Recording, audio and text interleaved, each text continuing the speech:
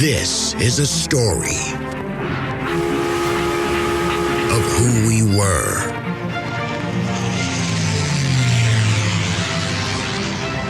how we got here. Houston, the Eagle has landed. Roger, Tranquility. And where we are going.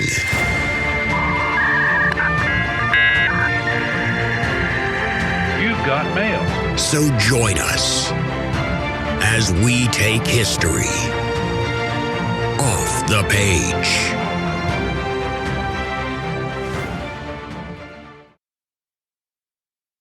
Hey everybody, and welcome back to another episode of History Off the Page.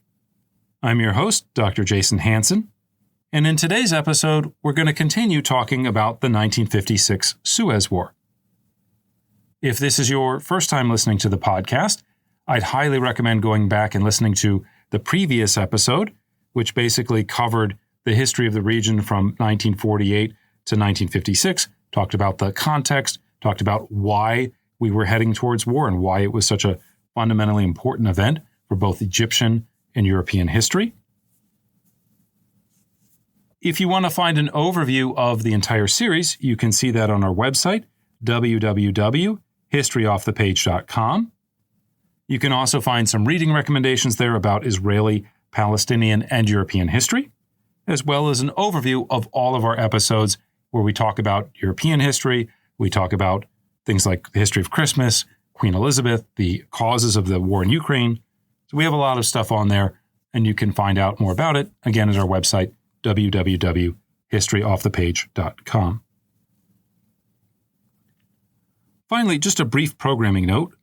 We've been doing a lot over the course of the past year on the history of Israel-Palestine, but basically after we cover the Six-Day War, which will be the next two episodes, we're going to go back to a stronger focus on modern European history. And we're going to start with a 12-part series on the history of Nazi Germany. These episodes are going to cover all of the basic things that you need to know about Hitler and his dictatorship, how Hitler came to power, how he established a totalitarian state, and how and why the Holocaust took place. Now, in addition to these basic episodes, we're also going to record a couple of special episodes on specific topics like what was the relationship of the occult and Nazism, what would be a detailed history of the concentration camp at Auschwitz, and these special episodes will be available only to our Patreon supporters. So again, if you're interested in that, you can check us out on Patreon, or you can find out more on our website. Anyway, as I said, in today's episode, we're going to talk more about the actual war in 1956. If it's been a while since you listened to the previous episode, again, we talked about the context, we talked about what pushed the various parties towards war, but the main takeaways were that we saw how Gamal Abdel Nasser had come to power in Egypt and how he was animated by this passionate desire to break free once and for all from British colonial domination. We saw how Nasser's efforts to rebuild the Egyptian army had raised Israeli anxieties about a future war, and how these anxieties were then further increased by Palestinian Fedayeen attacks across the border and the failure of disproportionate Israeli reprisals to stop them.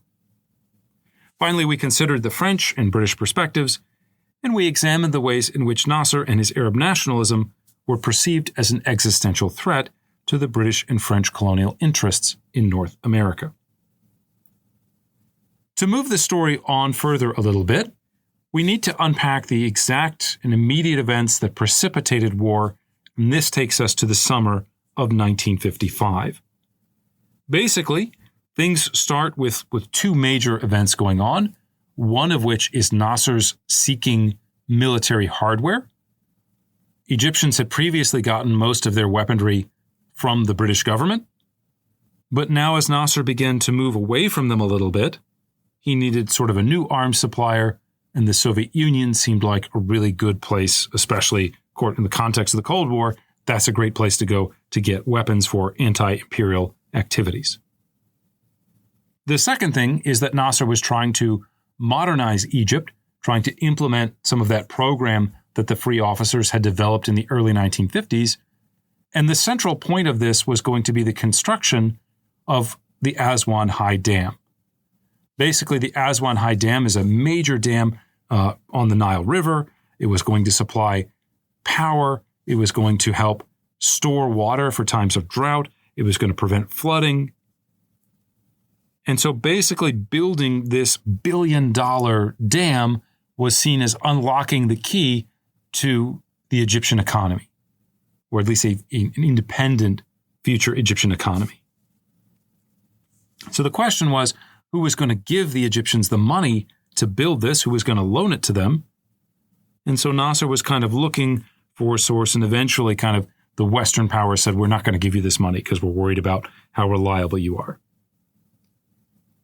In the early 1950s, when Nasser first comes to power, so 1954 into 1955, there is a hope among all of the major parties involved, the United States, the British, Nasser, that they can find a way to work together, that they can find a way to continue this alliance within the sort of Western sphere of the Cold War. The moment that these illusions start to unravel in a very sort of concrete and immediate way, and we talked about some of the longer-term trends that have been going on in the previous episode, but the immediate moment when things really start to fall apart is the 1955 Bandung Conference in Indonesia.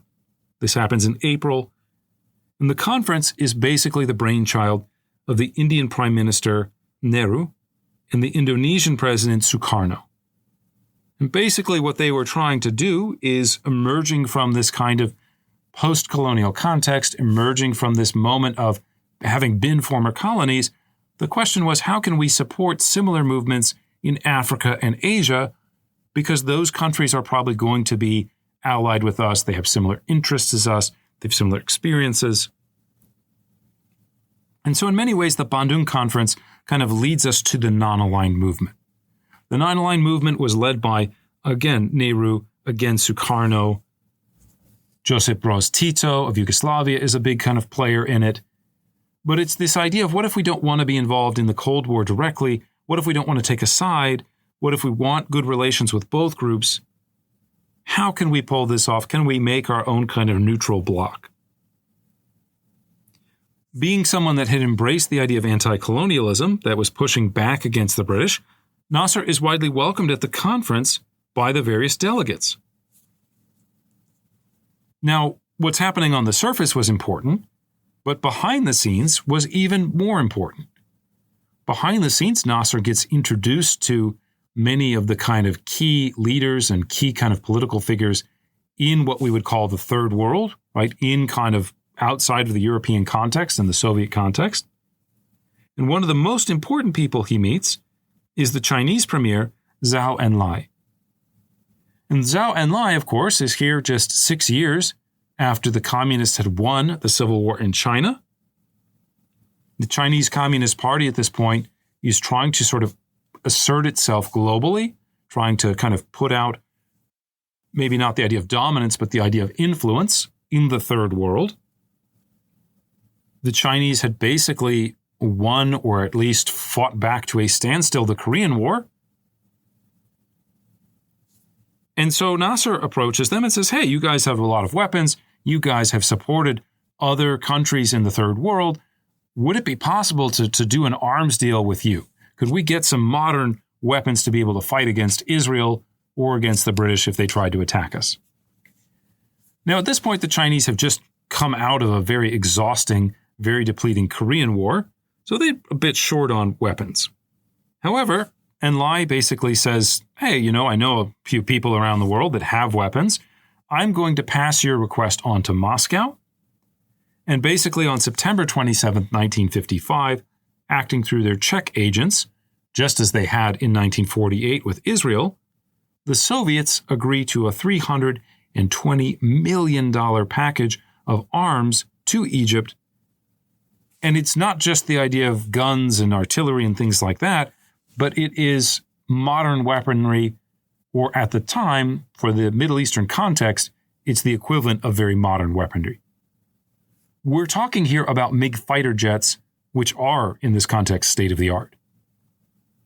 We're talking about T-34 tanks, which existed during World War II, so they're not, completely new, but they're still pretty effective, and one could argue maybe some of the best tanks that fought in World War II.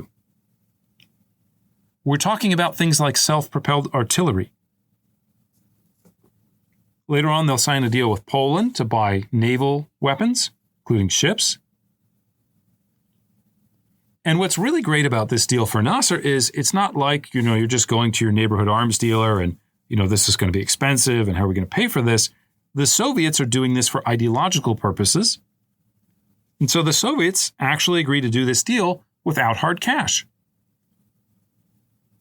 Basically, Egypt is going to pay off this loan over the course of 12 years, and they will pay it in kind through Egyptian cotton, which the Soviets want because now they can use that as raw materials for Soviet industries.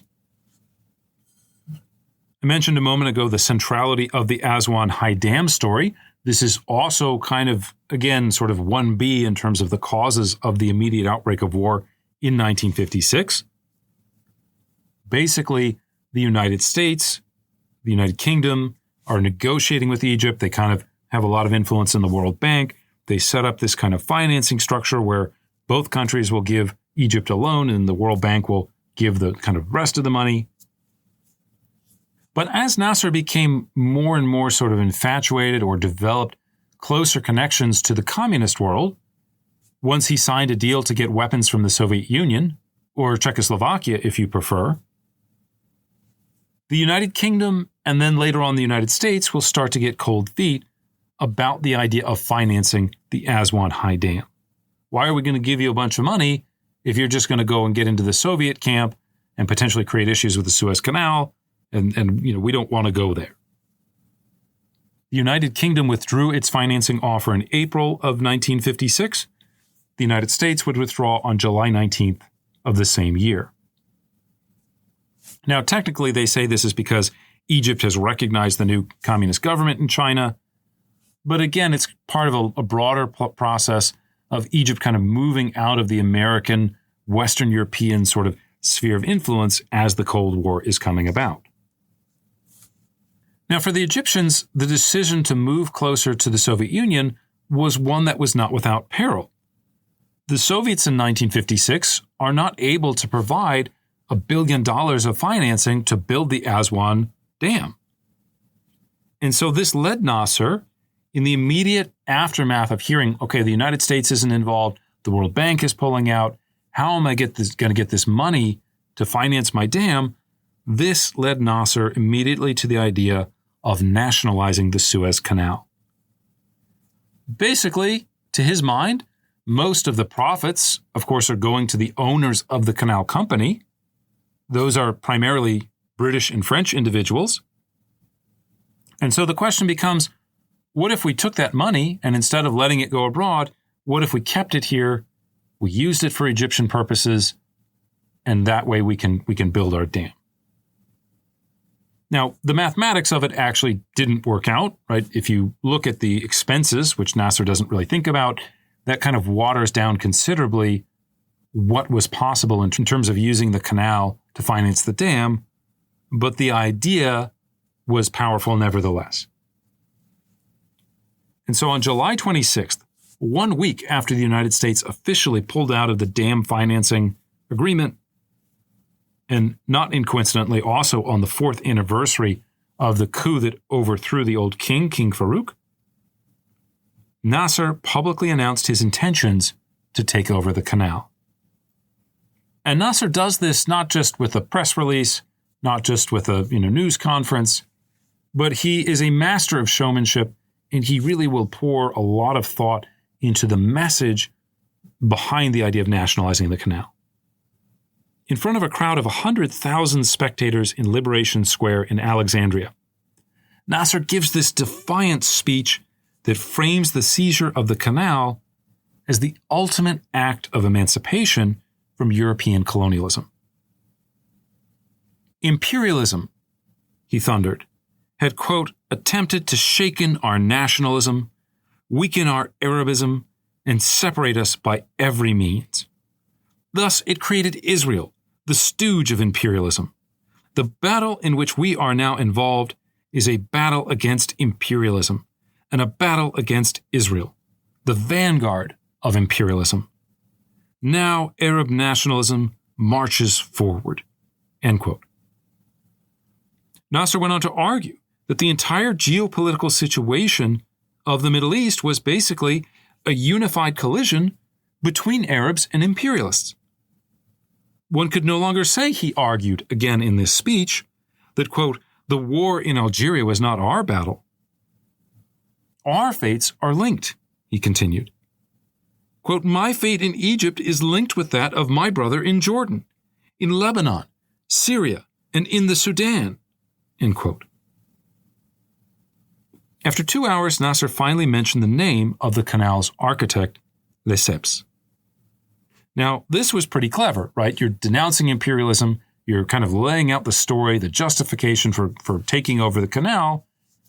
Of course, mentioning the name of the chief diplomat, the chief guy designing the idea of the Suez Canal, the guy who's celebrated as its architect, even if he wasn't really an engineer. This seems very natural. But the word Lesseps also happened to be the code word to greenlight the operation. And so once he makes that statement, Egyptian units from around the Sinai Peninsula, from around Egypt and some of the major cities like Cairo and Alexandria, they will move into canal offices, they will seize the records, and basically they will turn the idea of nationalizing the Suez Canal into a fait accompli. At the same time that he does this, by framing it as anti-imperialist, by playing up upon this tradition of Egyptian politics being about anti-imperialism, being about resisting especially the British, maybe a little bit the French, he creates this kind of very popular narrative that again puts the justification for his dictatorship, for his leadership, into the context of I am representing the will of the Egyptian people.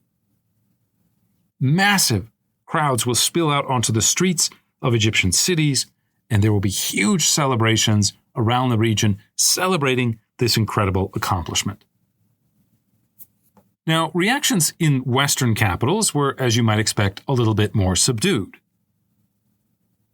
On the one hand, quite naturally, many people in places like Britain and France looked at this as being a catastrophe. They publicly condemned it. How could you do this? How could you break the law? Right? This isn't the result of a legal process, a court case, a negotiation. This is not the democratic, liberal way of doing things. And so there is great outcry. As we'll see in a little bit, the British Prime Minister Anthony Eden particularly was very hostile to this idea. He made comparisons between the idea of Nasser nationalizing the Suez Canal and Hitler taking those first initial steps in the mid to late 1930s to set Europe on a course for war. To Eden's mind, the idea is Nasser is just a bully. Nasser is just a kind of wild, violent man. And if we don't do anything about it now, we're going to have to deal with a much bigger problem later on down the road. Now, there were others that thought maybe we can work this out. Maybe this is posturing. Maybe there's ways to reach a compromise so that Egypt physically controls the canal, but maybe there's more of a neutral body in control of it so that it can be kind of emancipated, if you will, or kept separate from the Cold War and any potential Egyptian drift into the Soviet sphere. Led by the Americans, both the British and the French officially tried to again negotiate this deal. This happens in August and September of 1956. But again, beneath the surface, the British and especially the French chafe at it, think that this is a waste of time. And again, as I just mentioned, they see Nasser as a kind of Hitler, a would-be dictator, someone that had to be dealt with immediately. For the French, the issue is not so much as we talked about the idea of dealing with Nasser and the Suez Canal, it is his involvement or his support of the Algerian rebels, the FLN in Algeria. And so the idea is, well, maybe if we can get rid of this guy, maybe we can strike a blow against the FLN and, again, this problem that we're having over in Algeria. And so by September, both sides separately, the British and the French, had started trying to work out a plan for an invasion, a plan to topple Nasser and to replace him with someone else who would be more pliant, if you will, to European needs. They work on these plans for a while. Eventually, this will become known as Operation Musketeer.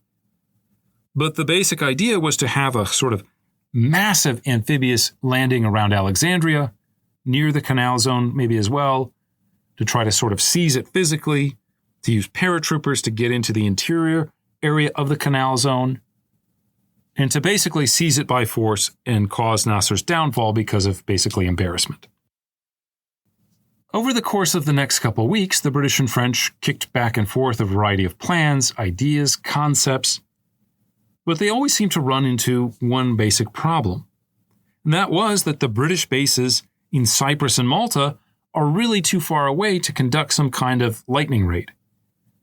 In other words, if you want to have this massive, 70, 80,000 troop invasion, the only way to do it is to create a massive flotilla full of ships and resources and the Navy, and then you got to go to Egypt, and the Egyptians are going to see this coming for pretty obvious reasons. And then even once they're there, you have to figure out how do we supply these people.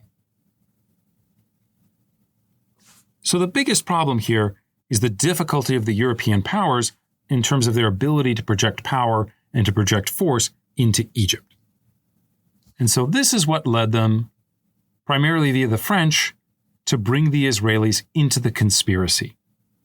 If we're going to topple Nasser, but we don't have enough forces to do it on the ground right away, well, isn't that convenient? The Israelis already have a military. It's already pretty sophisticated.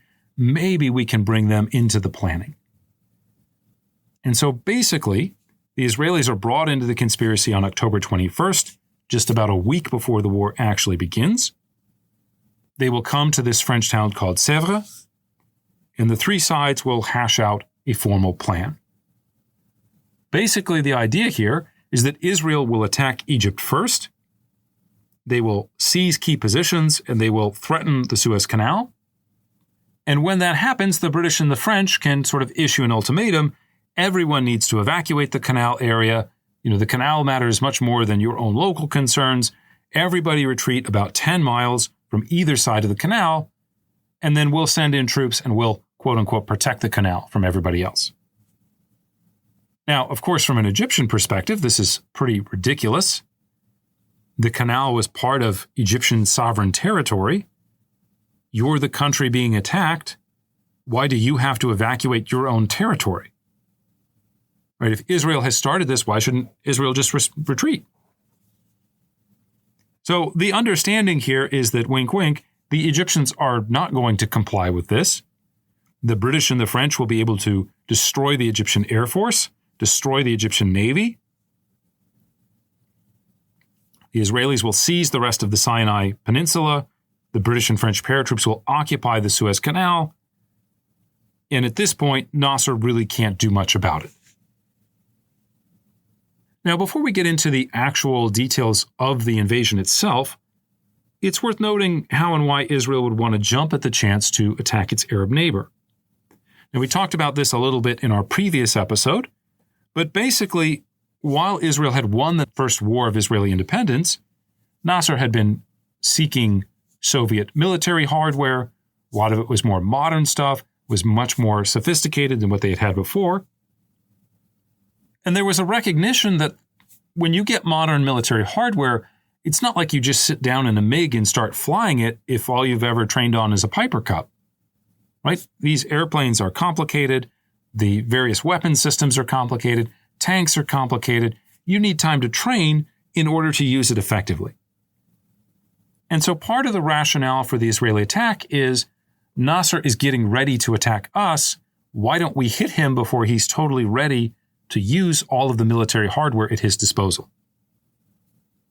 Another aspect of the situation that I think either gets left out or that we just don't really think about too much in terms of understanding the Israeli perspective is the Israeli sense of isolation. The idea that Israel is this little country with very difficult to defend borders, right? It's very kind of long and narrow, especially at this point. Where is Israel going to get the support to survive? In 1956, the people that had played probably the most important role in supplying the Israelis with weapons during the first Arab-Israeli war were the Soviets. But the Soviets have switched sides now. The Soviets have completely rejected Zionism. In the 1950s, to be accused of Zionism is like something that they do at the show trials. It's a no-no. It's a terrible thing. You say, well, what about your previous European allies? What about the United Kingdom?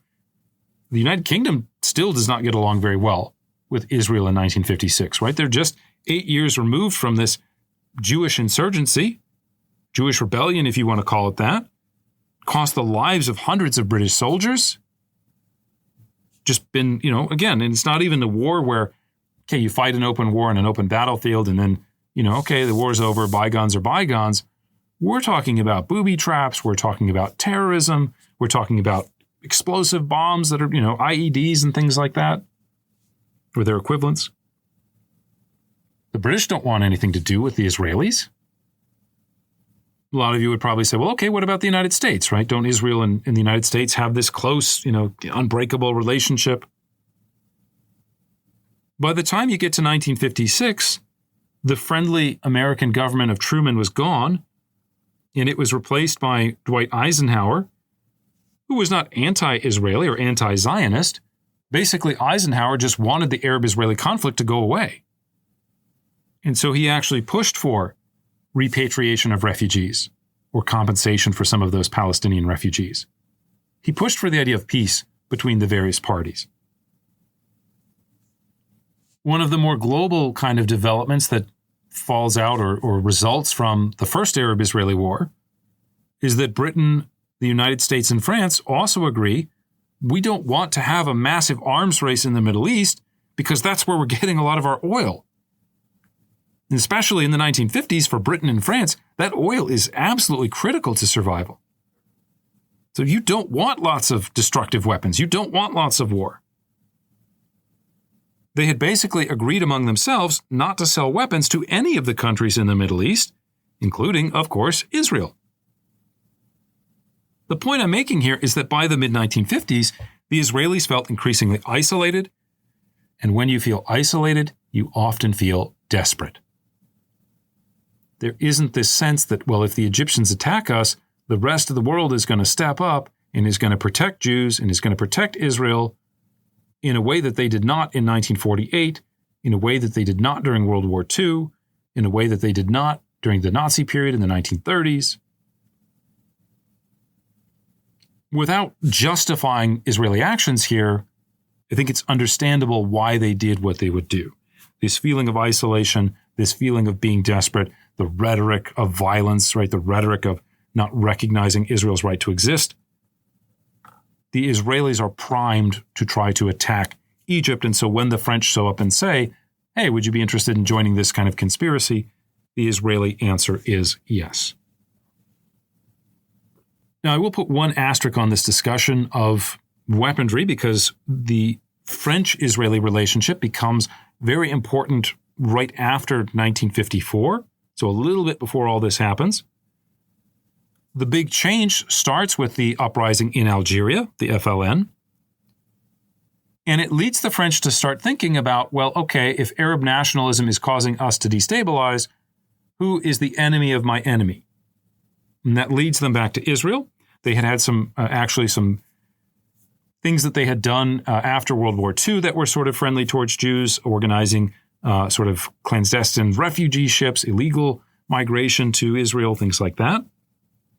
And in December 1954, the French began selling jet fighters to Israel.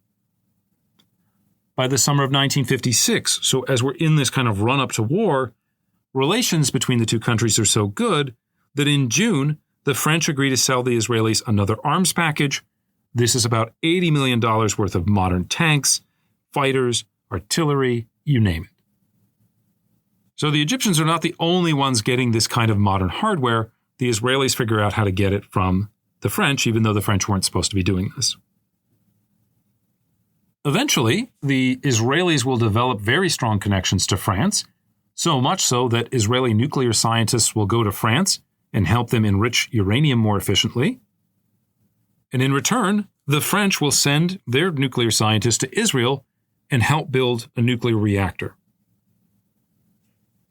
Okay, having established sort of why the Israelis were interested in doing this, let's talk a little bit about the plan to attack, because this is, even though they kind of knew they wanted to do something, the immediate details of the Israeli plan are really flushed out in just a couple days in late October 1956. So really on the immediate eve of the invasion, the Israelis have to figure out, what on earth do we want to do here? What they worked out became known as Operation Kaddish. The basic goal of Operation Kaddish, of course, was not to destroy the Egyptian military, to occupy Egypt, something like that. Right? This is part of this conspiracy. So the thing that they need to do first and foremost is to threaten the Suez Canal. If we can get Israeli troops close to the canal, that then provides the British and the French with the pretext to intervene in the situation. And so to get there as quickly as possible, the Israeli commander Moshe Dayan called for paratroop landings at a place called the Mitla Pass. Now, the Mitla Pass is about 50 kilometers east of the town of Suez. It's kind of in the middle of Sinai, but all the way on the sort of western side of it. It's one of the few places where there's sort of mountains or elevation in that area. And so the reason for trying to send troops there is pretty obvious, right? The Egyptians have to respond to it. It's relatively close to the canal.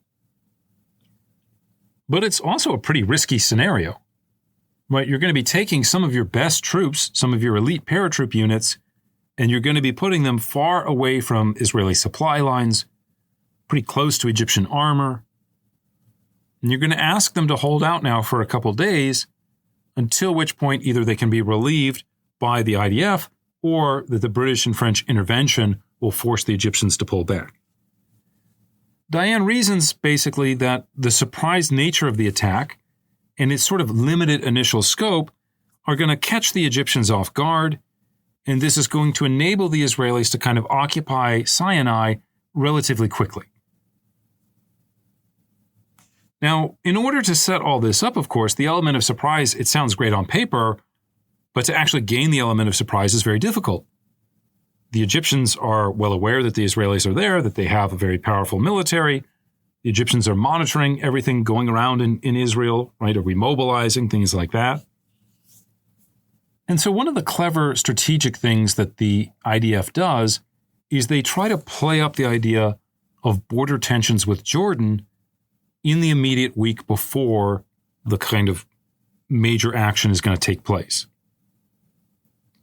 They will circulate rumors that because of these Fedayeen attacks coming from the West Bank, that Israel has decided enough is enough, that either it's going to launch some kind of major reprisal raid, or maybe it's just going to go all out at Jordan itself. There is also discussion in the Middle East of Iraqi and Saudi troops entering Jordan to protect it.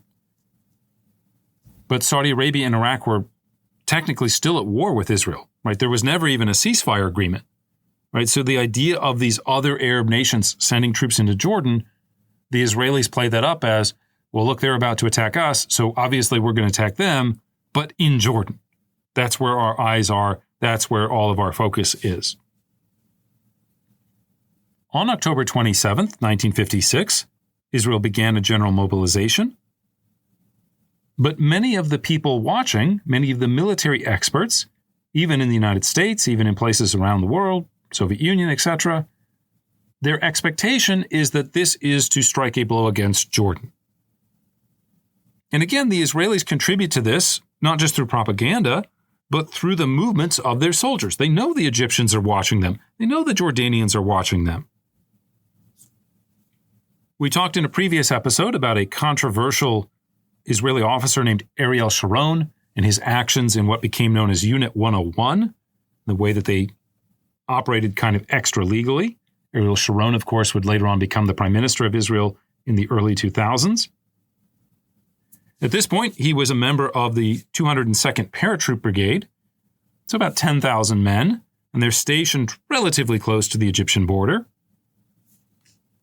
And so in this moment of mobilization, they get orders, okay, actually, you guys are transferring You're going to go be close to the Jordanian border, which of course convinces a lot of people, well, that's because they're about to attack Jordan.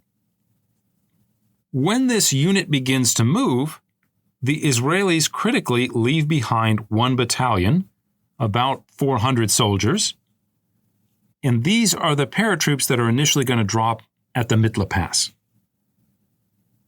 So the Egyptian High Command, again, is watching what's going on, and it looks like Israel is gearing up to fight, but it's going to be against Jordan. Egypt and Jordan had very strained relations in this period and even beforehand, and so the Egyptians are not really that concerned about it. They misread this so badly that when 2 days later the first wave of paratroops begin dropping at Mitla, the Egyptian High Command initially assumes, well, this is some kind of raid. They're going after some Fedayeen members. It's not a big deal. Like, we'll respond to it, but we don't need to mobilize the entire country. Now, another really clever thing that the Israelis do is the timing of the attack. Most invasions, whether you're talking about paratroops, whether you're talking about gliders, whether you're talking about amphibious landings, right, most of these things happen either right before dawn or at dawn. Right, I want the cover of night to move my soldiers around, and then I want it to become light as quickly as I have my soldiers in place, because human beings navigate more easily during the daytime. We also, think about it, you're going to get up and fight a big battle, right? It's easier to kind of wake up in the morning and have that energy and say, okay, let's get it done. Let's maximize the amount of time that we're awake, right? You don't want to start an invasion and then go, oh, okay, we fought for 6 hours. Now it's time for nap time. It's time to go to sleep at night. So big invasions almost always happen during the dawn. What the Israelis do, which again is brilliant, is that they wait until just before dusk. No one is expecting an attack at 4 o'clock in the afternoon. No one is. The whole day has gone by already. I've already done my maintenance work. I've done my surveillance work. Maybe we've had shift change. I've had lunch. It's almost dinner time. Kind of tired already a little bit. Dusk becomes the perfect time to attack because no one in their right mind was expecting it. Making things even more amazing in terms of the planning of this, the Israelis realize that, of course, Sinai is big. There's only a few roads that cross it. So if you can disable Egyptian communications, you are going to get a real advantage here. And so moments before the actual fighting begins, before those paratroopers go in, 4 Israeli P-51 Mustangs will fly about 12 feet off the ground, and they will use their wings to cut Egyptian telephone lines. Imagine being in a fighter plane, and the idea is that you're going to run into stuff to try to destroy it, right? The idea of using the wings on an airplane as a kind of almost like a battering ram or a scissors.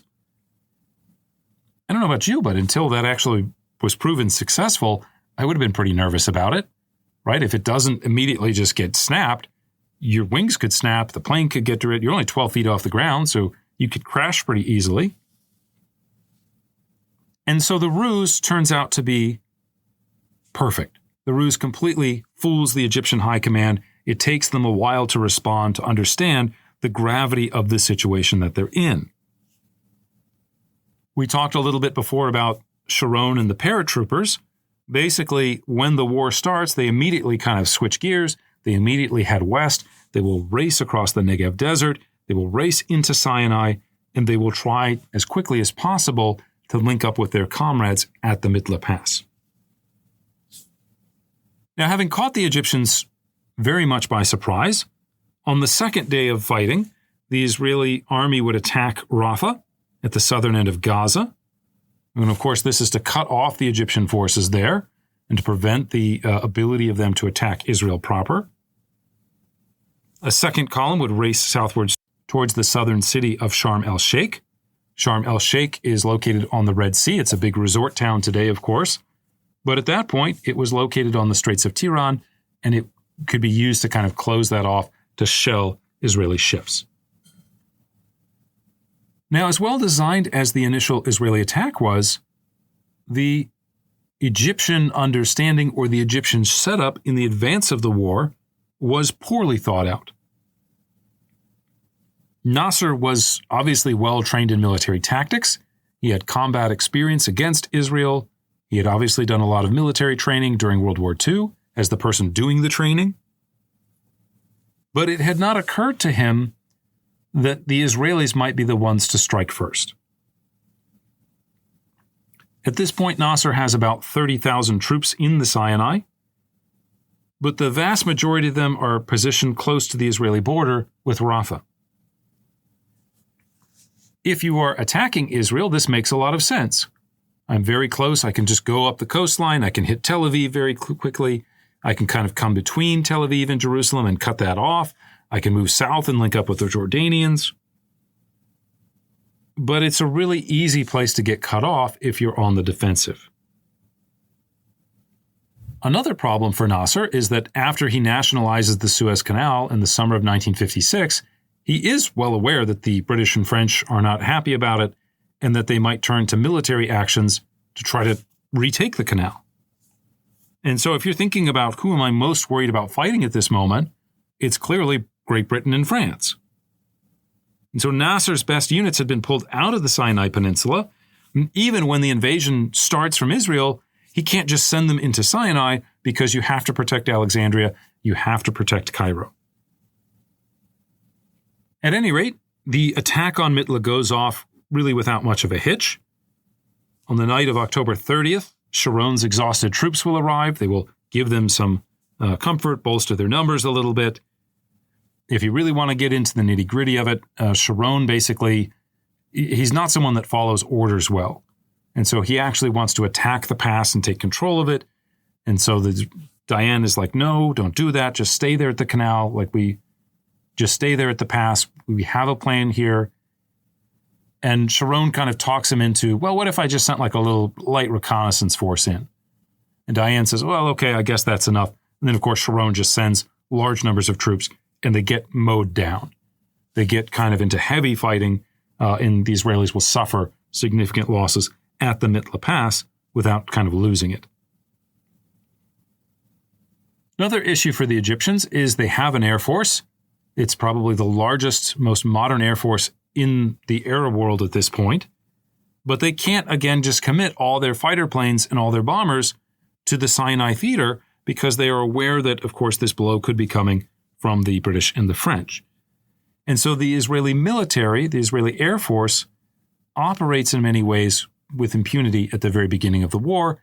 This makes the Egyptian response more difficult, more complicated. As all this was going on, of course, per the plan, the French Prime Minister Guy Mollet flew to London in order to present the Israeli and Egyptian ambassadors with this demand to cease fire. Even though there was this kind of well-thought-out ruse of, well, we're just going in to protect the canal. Well, this is the Israelis getting into it with the Egyptians. Most of the world is pretty onto it, right? It's not really that surprising. People have a good sense of what's going on. And so, of course, the Egyptians then reject this ceasefire agreement. The Israelis accept it, but they kind of condition it on, well, okay, the Egyptians have to stop fighting as well. Once the Egyptians don't stop fighting, the British and French, on the night of October 31st, begin to intervene directly.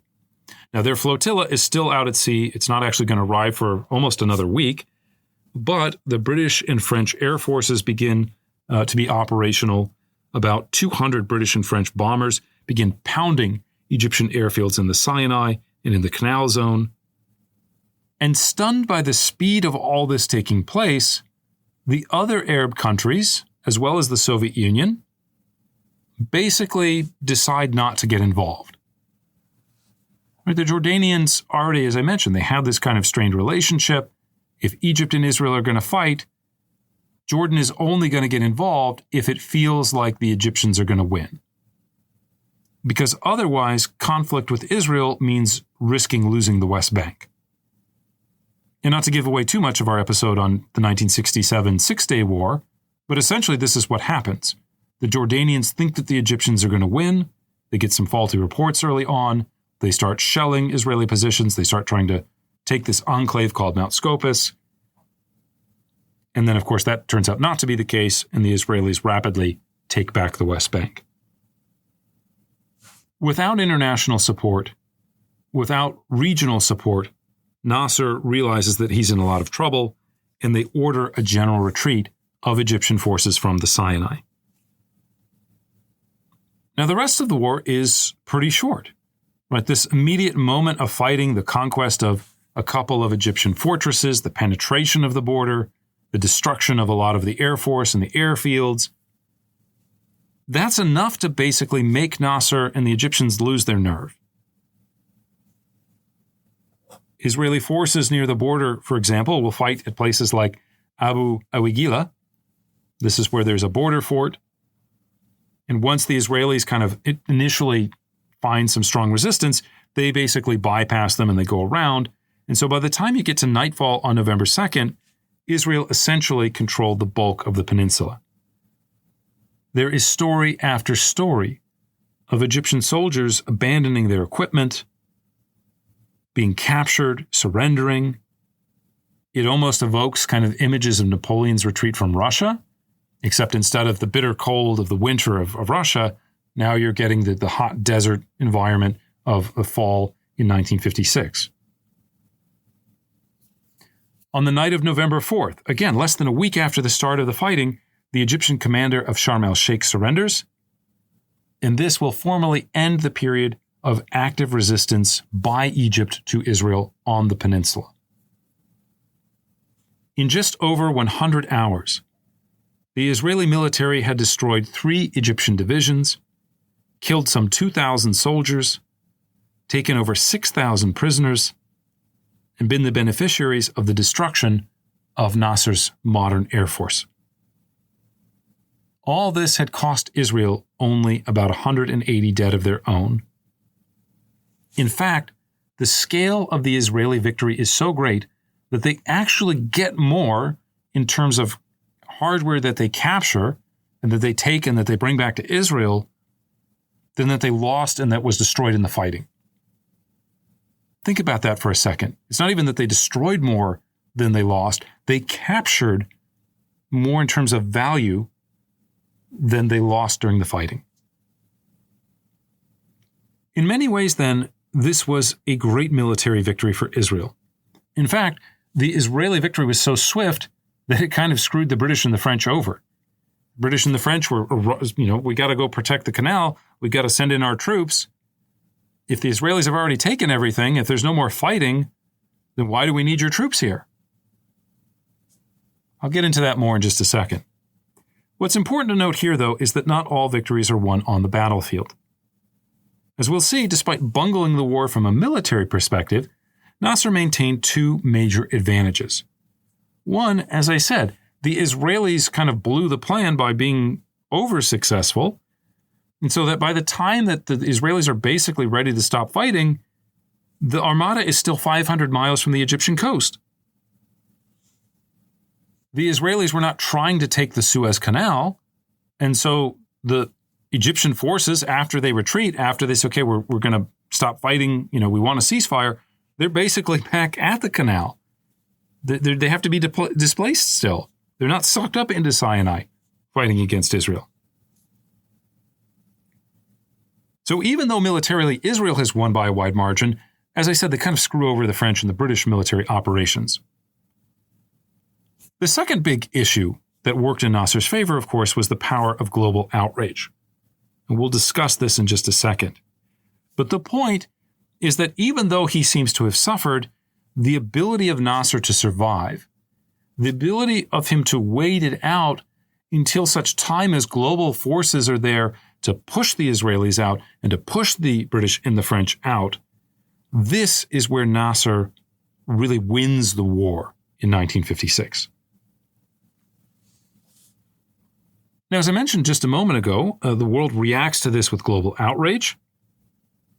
One of the things that obviously the Soviets, being big backers of the Arab world at this point, they talk about this as being fascism. They talk about this as being aggression. What are you guys doing? You're all being imperialists. It's very obvious. Pull back.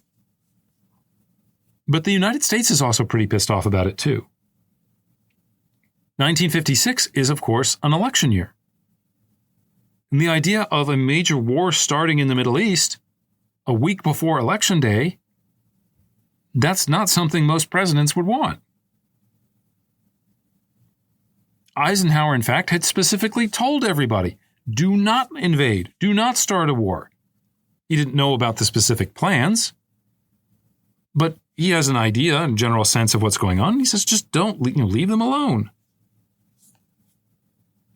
Now, as it happened, this didn't have much impact on the presidential election. Eisenhower beat Democrat Adlai Stevenson with over 400 electoral votes. But the sense of anger is so profound that it's very hard for the British and the French to maintain this idea of intervention.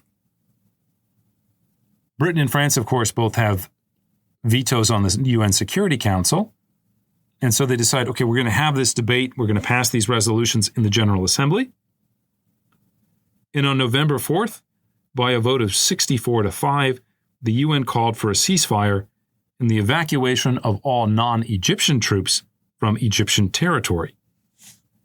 So instead of saying both the victim and the aggressor have to pull back, this time it's very clearly, hey, Israel, you are in Egyptian territory. You guys get out of Egyptian territory. The Egyptians didn't really play a role in this at all. 2 days later, and there's a series of UN resolutions if you want to look this up, 997, 998, 999. But basically, 2 days later, the UN decided to create a UN peacekeeping force called the United Nations Emergency Force, or UNEF.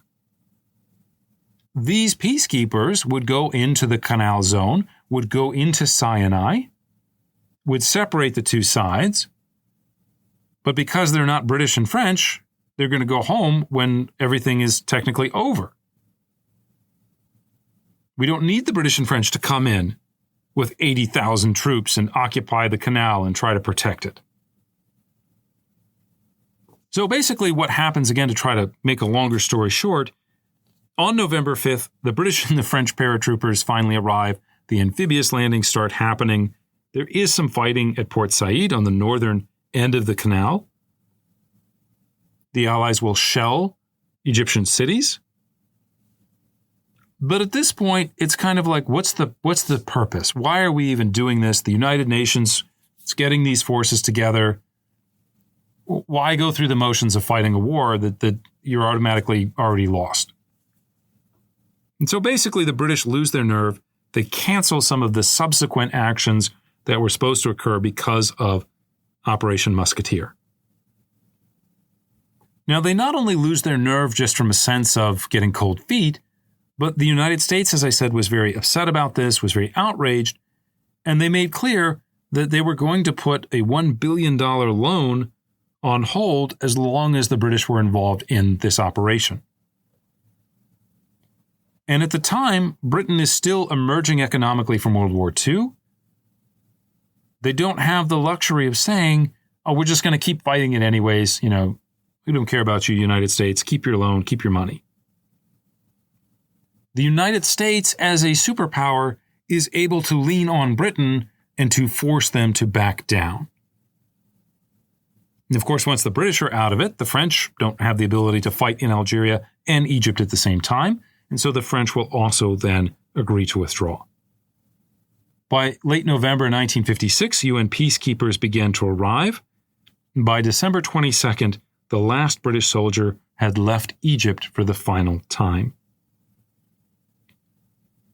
As a way of kind of driving this point home, of symbolically celebrating the exorcism of the British spirit from Egypt, a crowd gathers in Port Said, where there is this 33-foot-tall statue of Ferdinand de Lesseps, the guy, the big genius that came up with this idea, this European, and they will tear down that statue and again signal this is now Egyptian territory, and it will always be Egyptian territory. The Israelis would last in Sinai a little bit longer. They tried to use it basically as a piece of leverage, a negotiating chip, try to get the Egyptians to agree to a permanent peace deal. But in March 1957, they agree to withdraw, after they reached some agreements about some of the certain circumstances, especially related to Gaza. One of the things that they get the Egyptians to agree to is to stop supporting the Fedayeen attacks. And in fact, the placement of UN troops there, troops from places like Canada, places like India, this makes it harder for those Fedayeen to launch these raids over the borders. The Egyptian army cannot be stationed in Gaza. So there isn't that immediate threat of a launching point into Israel to start another war to potentially destroy the Israeli state. Another big cause or aspect that had led up to the war was the closure of the Straits of Tiran and trying to kind of block Israeli access to the southern port of Elia. They get the right to free navigation as part of this withdrawal agreement, the Israelis do. In the final moments of this negotiation, there are a couple of really critical pieces of understanding that the Israelis make as a kind of condition of their withdrawal. And when I say understandings, what I mean by this is it's kind of like it's not written down. It's not set in stone. The Egyptians didn't necessarily agree to it, but the Israelis make clear that if, for example, the Egyptians ever try to close those Straits of Tiran again, Israel will understand that as a declaration of war. If Egypt ever asks those peacekeepers to leave, absent an actual negotiated peace treaty, Israel will understand that to be the preconditions for an Egyptian attack, right? Why are you pulling out these guys that are the buffer zone? Because obviously you're about to try to attack us. And so again, if you know anything about the story, if you know anything about the war in 1967, why does war happen? It is because Nasser will do both of these things. He will order the immediate evacuation of these UN peacekeepers from parts of the Sinai, and then they kind of say, well, if some of us are leaving, we're all leaving. And he will also announce again the closure of the Straits of Tiran. So one can argue that part of the legacy of 1956, why have we spent so much time talking about it, Dr. Hansen, if 1957 looks just like 1955? Well, part of it's because all of that context, all of that setup leads to the war in 1967. To kind of summarize things up a little bit, for Egypt, the war had definitely been costly. The Egyptian military is devastated. But costly doesn't mean that it's not worth it. By the end of 1957, both the British and the French had agreed to recognize Egyptian sovereignty over the canal. This fundamental point that had led to the crisis and led to the invasion and led to the war, just a year later, the British and the French have totally given up on all of the claims that they had made before 1956. In fact, things are actually even a little bit worse than that, because Nasser will go ahead and then nationalize all French and British property in Egypt. Nasser also, despite the kind of initial failings on the battlefield, in the end, Nasser gets the Israelis out of Sinai. The Israeli military can't really declare itself the winner if it hasn't really changed a whole lot. Moreover, now that you have UN peacekeepers on the ground, there can't be an Operation Kadesh 2.0. The Israelis can't launch a surprise attack with all these UN guys sitting there, right? You can't kill UN guys. You don't want to hurt the UN guys. Another thing is that having now fought Israel, having now seen the imperialists being on one side, and especially the British and the French here, the Europeans, the Soviets look at the situation in Egypt and say, this isn't just some country that we're getting to know. This is a core ally. This is someone that we want to support, that is going to be on our side, that is reliable. And so the Soviets will begin investing regionally about $2 billion between 1956 and 1967 in the various Arab armies. The Egyptians are going to get even more modern tanks, even more modern fighters. In fact, in 1960, just 4 years later, the Soviet Union is going to become the major financier of the Aswan High Dam project. Nasser gets almost everything that he wanted out of the conflict, even though on the battlefield his soldiers didn't really fight that well, or at least they were not as effective as the militaries that he was fighting against. On a personal level, Nasser emerged from the conflict more powerful than he had ever been. If you were an Egyptian and you were saying, why did we get rid of the Constitution?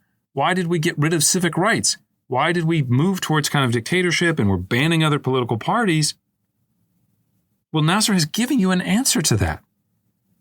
Because I am such a world historical figure, my leadership qualities are so great that I have led us to this triumph. I have renationalized the Suez Canal. I have driven away the European colonial forces. I have beaten the Israelis and made them go back. And in many ways, there's a psychological element to this as well. When you think about what it means to be an Arab and what it had meant to be an Arab, not just in Egypt, but across the Middle East, you are a people with a very proud and impressive military history, a history of conquest, a history of annexation, we might say even, conquest, imperialism, if you want to put it that way, colonization. You took over all of sort of Northwest Africa. You took over large sections of Europe and Spain and the Middle East and parts of India. But after about 1500, this kind of power that lay in Arab cities like Baghdad and Damascus, which aren't just sort of military powerful, these are like the most advanced cities in the world. If you want to be in Baghdad in the year 1000, you don't want to be in Paris, you don't want to be in London. So that period of 1,000 years of dominance had been followed by 500 years of subjugation, of conquest at the hands of the Turks. Later on, the British and the French. Now the Cold War is coming along. For a long time after having complete control over their own destinies, Arabs had lost control of that destiny. Arabs had to negotiate it with other people and had to pay deference to other people and other political bodies. What Nasser achieves in 1956 is to bring back that sense of dignity through the idea that Arabs control their own political destiny again. That Arabs don't have to be dependent on others to take care of them or to tell them what to do, or that they have to pay tribute to them. To be Arab again is once more to control one's own destiny. And so in the years immediately after Suez, Nasser grows into a regional hero. He grows into a person of mythical proportions because he has pulled off this feat that many Arabs, or at least significant numbers of Arabs, have been dreaming about for decades. In 1958, as I mentioned, the Syrians carry out their own kind of free officer coup. They're very inspired by Nasser. And having taken power, they immediately say, we don't want to set up a Syrian republic. We want to join our forces together in the name of Pan-Arabism.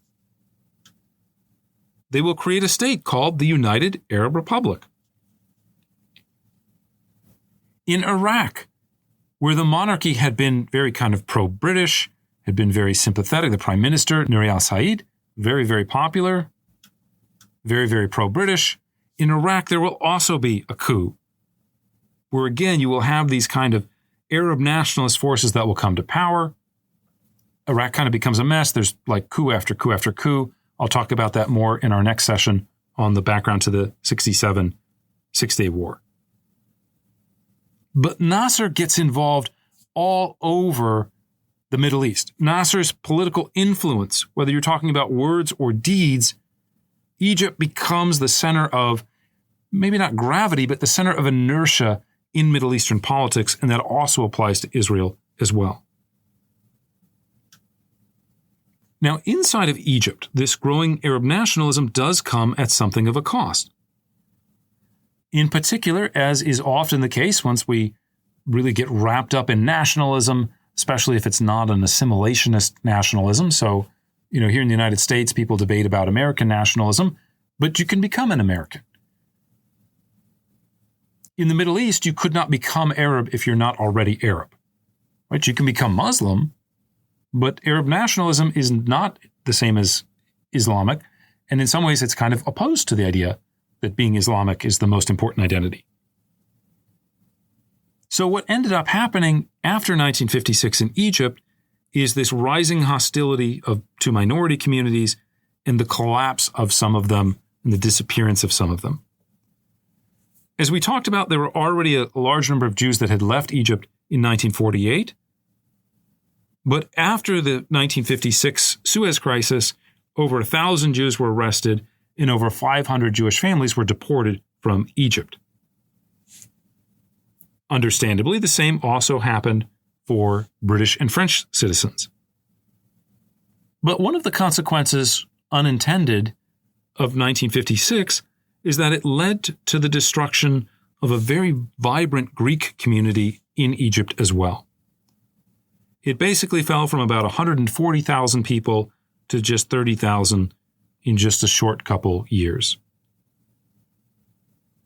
Now, Egyptians too would also pay the price for Nasser's dominance. In 1959, fresh again off these successes with Suez, despite kind of becoming very close to the Soviet Union, Nasser actually initiates a crackdown on the local Egyptian Communist Party. Over 1,000 Egyptians were arrested, and dozens of them are sent to these kind of internment camps like Abu Zabal. Many of them are tortured, some of them are murdered. This is the type of typical human rights abuses that we see in dictatorships around the world even today. Many of Nasser's projects in the long run become failures. I mentioned just a second ago that Syria wanted to be a part of this United Arab Republic. In 1961, the Syrians decided they didn't want to be part of the United Arab Republic. They decided that it wasn't really that united, that it really was more just like being kind of a colonial possession of Egypt this time. Nasser sent Egyptian troops to fight in Yemen. And in a way, this becomes one of those classical moments in the 1960s where the kind of stronger political power gets involved in a civil war, and they send in a lot of soldiers, and those soldiers get involved in fighting an insurgency, and it becomes bloody, and it becomes awful, and it gets remembered as being kind of a catastrophe. The Aswan High Dam project that Nasser so treasured, that was supposed to create this era of affluence and Egyptian prosperity, it never produces this level of economic progress that Nasser had hoped for. Now, in the 1950s, as I mentioned, Egypt does have this very strong economy. Modernization does work. People are living much better lives than elsewhere in the Middle East. But over the course of time, it becomes stagnant and it atrophies. And the Egyptian economy by the late 60s is a gigantic mess. Finally, for all the talk about Arab nationalism, all this stuff I just said about the dignity and the feeling of triumph and control over your own destiny, Arab nationalism becomes hollow, is proven in 1967 to be kind of toothless. Again, the Egyptian army will be whipped by the Israeli military, as well as that of the other Arab countries, especially Syria and Jordan. They also get hammered by the IDF. And so there's this kind of disenchantment with it by the time you get to the late 70s and especially the early 80s. Nasser's successor, Anwar Sadat, not only moves away from Arab nationalism, but he also moves away from Nasser's ideas of socialism, and he will turn the Egyptian government into more of a pure military dictatorship than a military dictatorship that also has these kind of other ideological goals. Right? What today is the ideological purpose or raison d'etre, reason for being, of the Egyptian military dictatorship? I mean, it's kind of stability, it's peace, In many ways, it's defined about, what else could be out there if we weren't there. Right? We had a president very briefly that was a member of the Muslim Brotherhood, that he was overthrown. So in the end, again, Nasser's legacy, Nasser's achievements, if you look at them closely, you realize that a lot of them didn't work out. That I'm recording this on February 12th, a new version of the Civilization game just came out, Sid Meier's Civilization. If you're a gamer, you know what I'm talking about. You get to be a civilization, you choose their leader. Would you want to choose Nasser as your leader? If you look closely at the history, there's a lot of reasons to say no, right? A lot of the things that he does don't work out. But in the end, the achievements or failures of the man, of the human being, are eclipsed in many ways by the legend of what he accomplished, especially in 1956. Suez creates the legend of Nasser. In whatever his other faults may have been, the image of a powerful pan-Arab leader openly defying the former colonial powers, this proves to be a powerful and enduring image. Okay, before we end, let's move on from Nasser. Let's talk about the other players, one of which, of course, was Israel. Even though Nasser and Egypt won the Suez Crisis, one could argue that Israel did too. While the threats and problems that had led to war basically still existed, they had at least been temporarily neutralized. As long as there were UN peacekeepers on its border, yes, Israel could not preemptively attack Egypt, but nor could Egypt preemptively attack Israel. I guess the best way to kind of sum this up is that it was a situation that Israel could live with. Right, there were still frustrations with Jordan, but Jordan was unlikely to start a war on its own because it could lose the West Bank. The Syrians would cause trouble, but the Syrians weren't that strong themselves. They didn't have really very much of a border with Israel. The chances of a large-scale Syrian invasion were very small. Egypt was always the number one danger, and this resolved that issue, and it also kind of resolved the Fedayeen attack issue, at least coming from Egypt. Britain and France, on the other hand, were the clear losers of Suez. Humiliated, having failed to achieve any of their major objectives, the lessons of Suez for Britain were stark. Highly dependent on American economic aid, the British were no longer capable of pursuing their own foreign policy, at least not in the imperialistic sense of the pre-war era. All this stuff I just said about Arabs wanting to control their own destiny and anti-colonialism being about agency, about the power again to live your life the way you want to, the British were just starting to get the other side of the coin. Right? We're just starting to learn what it felt like to start losing control over your national destiny. In personal terms, the British Prime Minister Anthony Eden not only lost the war, but suffered a sort of physical breakdown, and he withdrew to Jamaica for several months to recover. When he returned in December 1956, he faced hostility not only from the opposition parties, but from large segments of the British political establishment, including his own party. Eden would resign on January 7th, 1957.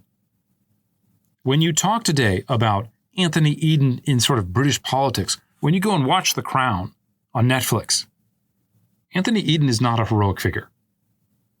He's not remembered as someone like Churchill or Thatcher, where maybe you agreed with them, maybe you disagreed with them, but at least you had to respect them.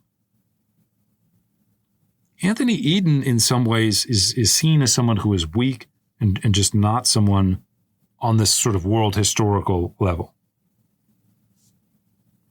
Now, Eden's counterpart, Guy Mollet, also would have a short run as prime minister. He would last until June 1957, when pressure over the war in Algeria would bring down his government. Before we end, there is one last party that we, of course, need to mention. And this is the group that often gets most frequently overlooked when we're talking about the Arab-Israeli conflict, and that is, of course, the Palestinians.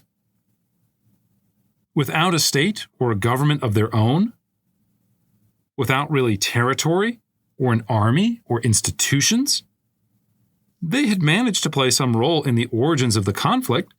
They had tried to take some control over their own destiny, or at least to influence that destiny through the Fedayeen raids in the 1950s.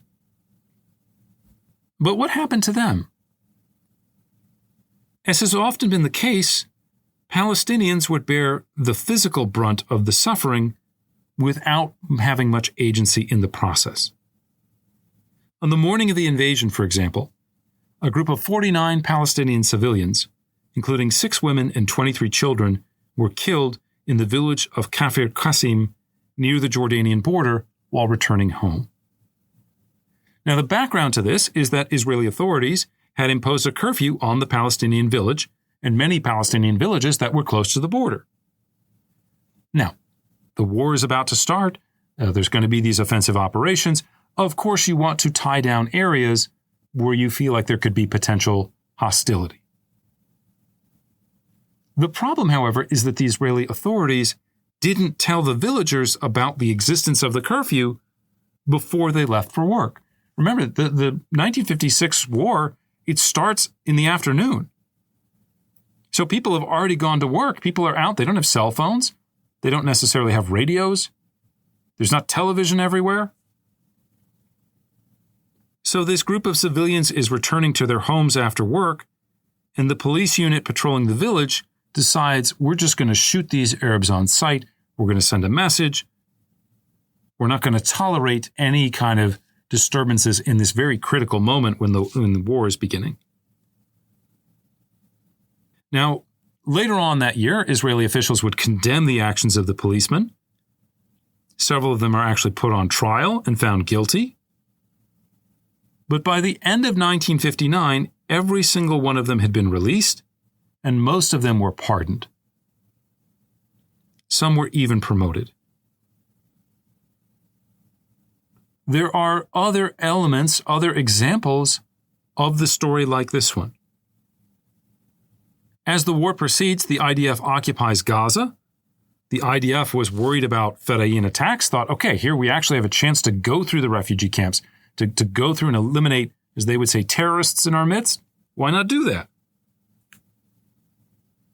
The problem, though, as often happens in this moment of war, if you find an 18-year-old boy, who at this point is kind of a man, whether they have weapons or not, do you treat them as a potential enemy combatant?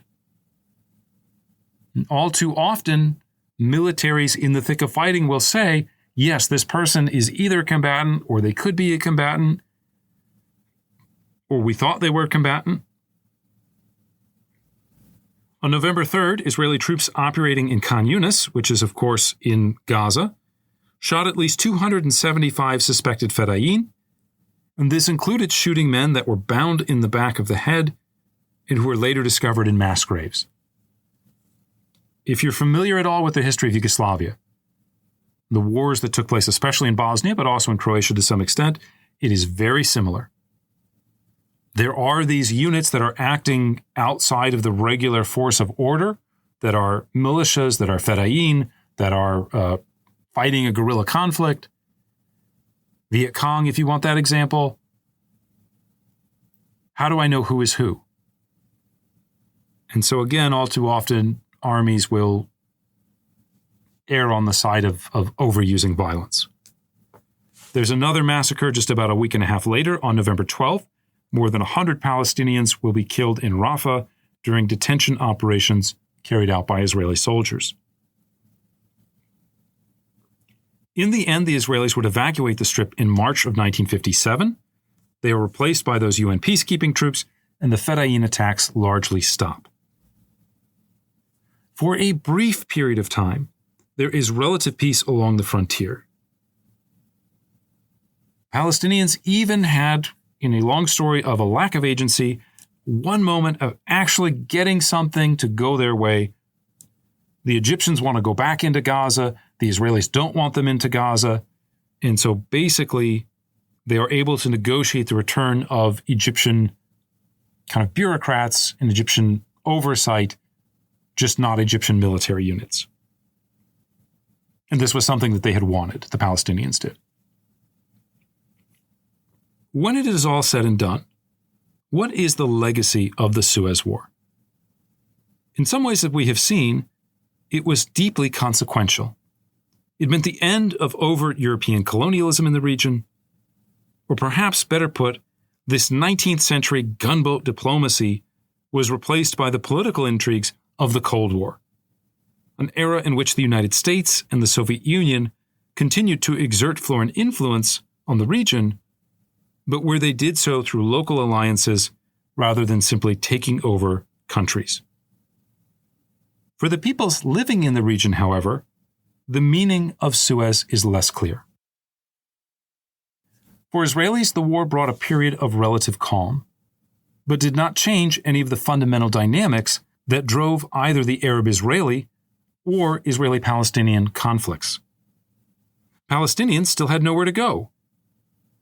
The Arab states still did not recognize Israel's right to exist, and the conflict had created new memories of suffering in both groups that contributed to this intransigence. The war transformed Nasser into a kind of political celebrity, but he was unable to leverage this into long-term change. As we've noted, his government became entangled in other Arab rivalries, especially with the Saudis, while internally it evolved into more of a static dictatorship. After a brief flourishing in the 1950s and early 1960s, Egyptians began to suffer under the weight of authoritarianism. After a brief pause, the conflicts, the violence, and the suffering would continue, starting with the outbreak of war again in 1967. But that will be the subject for our next episode. This is going to be it for now. As always, I'd like to thank you for listening. We hope you join us next time as we take history off the page.